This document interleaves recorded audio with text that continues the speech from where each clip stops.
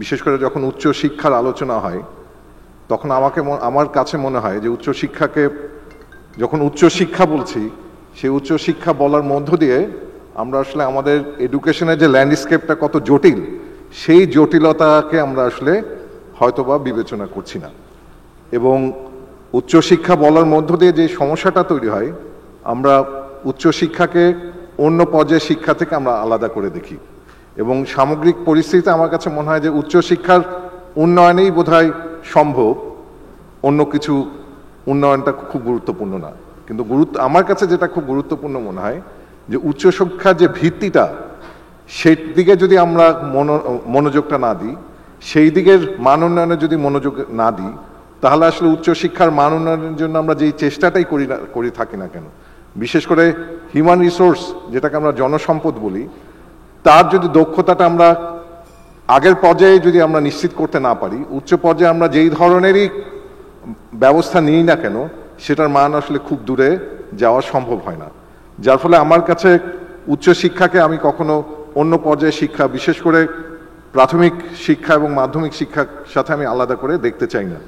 কেননা বিশ্ববিদ্যালয় পর্যায়ে কী ধরনের শিক্ষার্থী আসবে, শেষ পর্যন্ত বিশ্ববিদ্যালয় পর্যায়ে কী ধরনের শিক্ষার্থী শিক্ষক হবে, এটা কিছু আসলে নির্ভর করে তার প্রাথমিক এবং মাধ্যমিক শিক্ষার তার যে বুনিয়াদটা কতটুকু শক্তিশালী তার উপর।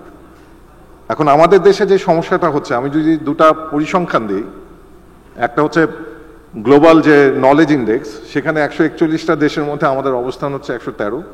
ঠিক একইভাবে গ্লোবাল ডেভেলপমেন্ট ইন্ডেক্সের দিকে যদি আমরা একটু চোখ ফেরাই, আমাদের অবস্থান হচ্ছে 129।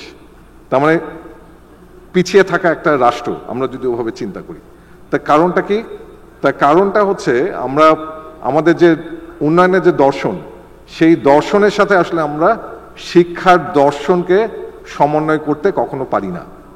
এবং আমরা যে উপায়ে আগের সময় উন্নয়নকে দেখে আসছিলাম সেটা যে খুবই ত্রুটিপূর্ণ ছিল, যে দৃশ্যমান উন্নয়ন, অবকাঠামোগত উন্নয়ন, এবং সেই ত্রুটিপূর্ণতার একটা প্রকাশ ছিল আমরা দেখেছি শিক্ষা খাতে বছরের পর বাজেট কমেছে।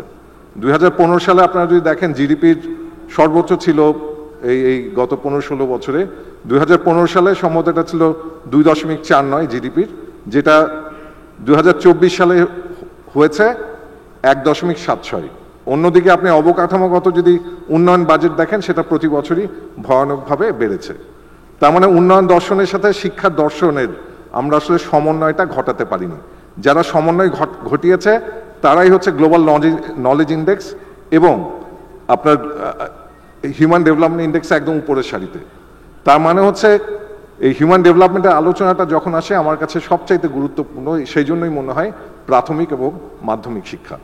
সেই জায়গাটা শক্তিশালী না হলে, শুধুমাত্র প্রাতিষ্ঠানিকভাবে আমরা অনেক সময় শক্তিশালী করার চেষ্টা করছি, বাংলাদেশ অ্যাক্রিডিটেশন কাউন্সিল হয়েছে, কিংবা এই যে ইউজিসিকে আমি রিপ্রেজেন্ট করছি, ইউজিসির সংস্কারের কথাও আসছে কিংবা সংস্কার হতেও পারে, কিন্তু দিনের শেষে আমার জনসম্পদ যদি দক্ষ না হয়ে ওঠে, অন্তত বিশ্ববিদ্যালয় পর্যায়ে আসা পর্যন্ত সেই দক্ষতা যদি তৈরি না হয়, তাহলে শুধুমাত্র প্রতিষ্ঠানগত কিছু পরিবর্তন এনে এই পরিবর্তন সম্ভব না, এবং এই পরিবর্তনটা খুবই দীর্ঘমেয়াদী।